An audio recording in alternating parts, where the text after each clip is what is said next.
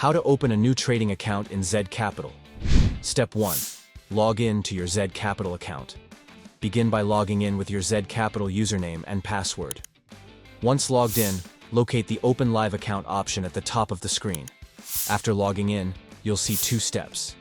Choose the type of trading account. Confirm your selection. Step 2. Choose your account type. Select the type of account you want to open. For example, Elite account. Set your leverage, how much you want to trade with. Choose the currency you want to trade in. Once done, click Continue, then click Submit. Step 3. MT5 account is created. Your trading account is now ready. You will see important details like login ID, server, leverage, password, investor password, currency type. Step 4. Connect to MT5 Web Tracker. Copy your login ID and password. Click on the MT5 Web Tracker button. Then copy and paste your ID and password.